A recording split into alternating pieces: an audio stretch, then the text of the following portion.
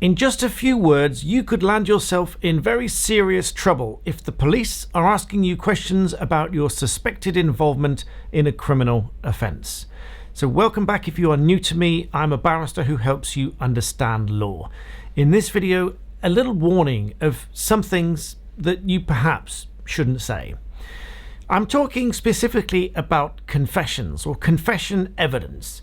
You see, most people will think a confession is just a full-blown admission on the full facts. Yes, it was me, I did it, fair cop. But that's not really what it means. A confession is defined in the Police and Criminal Evidence Act of 1984, specifically in section 82. And of course, there's case law that relates to what a confession means and when it's admissible and so on. Of course, a confession evidence cannot be obtained through oppression by pressuring you into giving a confession. But that said, a confession does not need to be made to a person in authority. And indeed, it doesn't just mean a full-blown admission on all of the facts. In fact, a confession is defined under section 82 as being any statement that is wholly or even partly adverse to the person that made it, and whether or not that's been made to a person in authority, and whether it is in words or otherwise. So it could be in words, it could be in a gesture, it could be in some kind of picture that you've drawn or shared online.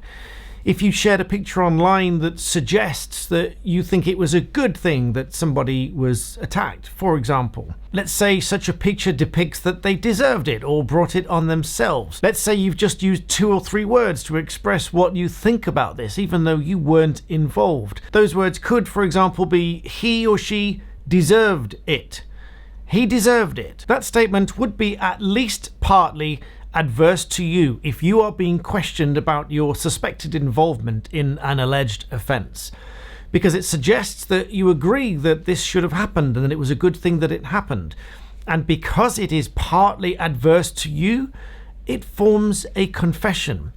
And unless obtained through oppression or is otherwise unreliable, then this might be used as confession evidence against you, even though you may not have had any direct involvement with this offence. But let's say that you knew something about this offence, you knew it was going to happen, or you knew somebody was going to do it, or worse still, you helped out, but there's no other direct evidence linking you to it. If you make such a statement such as this, he deserved it, or even worse, I would do it again, or even if you simply laugh at the suggestion that this person has been hurt in this, let's say it's an attack.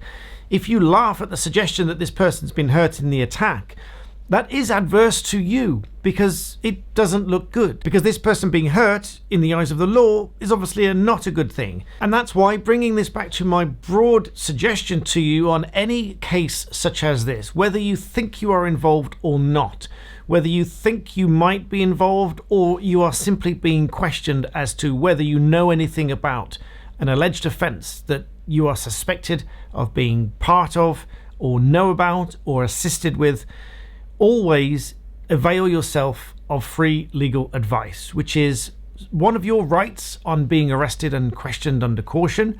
It doesn't make you look guilty.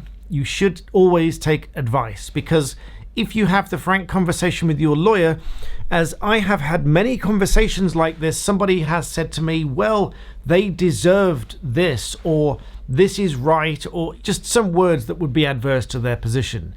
I've said to them in that situation, if you say that in court, it's not going to look good for you. And very often in cases like that, the person that I'm advising hasn't actually done anything wrong. One such case is my client didn't really speak English at the time. The police were asking them to take their coat off, and it was in the middle of winter. They weren't cooperating because they didn't speak English. The police thought they were being uncooperative, therefore disruptive, and deliberately being difficult with the police. The police wanted the removal of the jacket so they could investigate it for evidence because they thought it would help them in an investigation. They quickly turned their attention to my client because my client was not being cooperative. At least that's what they thought. When we got to court, My client wanted to be aggressive with the judge to say that they had no right to take his coat. Of course, the English had improved by then. But of course, all of that was going to be adverse to my client's position. And in fact, the simple fact was they simply didn't speak English very well at that time. So just a few words can really go against you, and they can count as a confession of sorts, and therefore count against you. So be careful what you say. Think before you say anything at all. You are not obliged to say anything at all at any time. Even if you are being interviewed under caution and you've taken legal advice and so on, you still have the right to remain silent.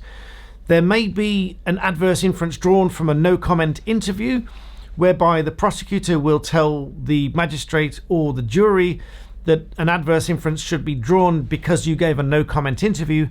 But even that may be better than saying something so bad that it counts as a confession against you that could be so much more damning than simply remaining silent. It may be better for your defense counsel to show some reasonable doubt of what you're accused of being involved in than to unpick, unpack, and undo any damage that you've done by saying, quote unquote, the wrong thing. I hope this has been of some use to you. If it has, please do like the video. Please do share it with somebody, because that helps my channel grow, and I enjoy helping people, and I want to help as many people as possible on this channel. Please also check out my sister channel, Black Belt Secrets, where you can get some more of my personal thoughts and other discussions that don't quite fit on this channel here. That's Black Belt Secrets. It's linked in all of my videos below. Thank you for watching, and I'll see you next time.